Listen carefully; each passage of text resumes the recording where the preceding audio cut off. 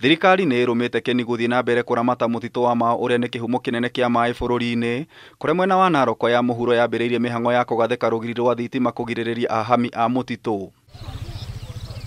Igana na munini wa kamishina wa Narok ya muhuro Felix Kisalu, kũgathĩkwo kwa rugiri rũrũ kũhotithĩtio nĩ ũnyitanĩri wa aikari mwena ũyũ. Contractor is doing tremendous work. We have also mobilized the local communities to support this program.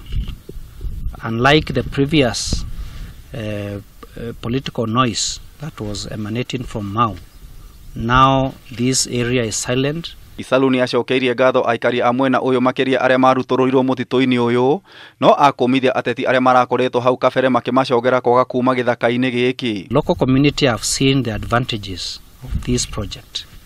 They have seen, contrary to what the political spin doctors were spinning around, they have seen the positives. Ongereire thĩinĩ wa mwaka ũmwe kuuma eka ngiri 30 ciokio kuuma kũrĩ ahahami, riri wa gĩthaka gĩkĩ nĩ ũcokereirie na njĩra nene. There has been tremendous natural regeneration of vegetation along the rehabilitated and recovered areas. The entire 30,000 acres that we were able to recover in late 2019, now there is tremendous growth of fauna and flora.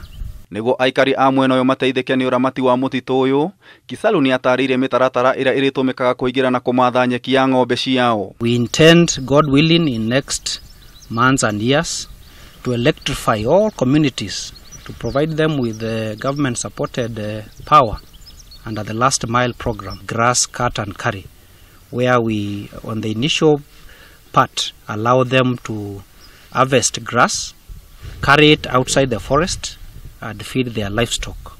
Through this program, the community have really embraced and thanked the government for that opportunity. Kamera cia CCTV ningĩ nĩ gũkorwo ikĩgathĩkwo rugiri-inĩ rũrũ nĩguo kũgacĩrithia mũtitũ ũyũ makĩria na mĩtĩ makĩria ma milioni 2 nĩ gũkorwo ikĩhandwo. In every 5 to 10 kilometers, we will have strategic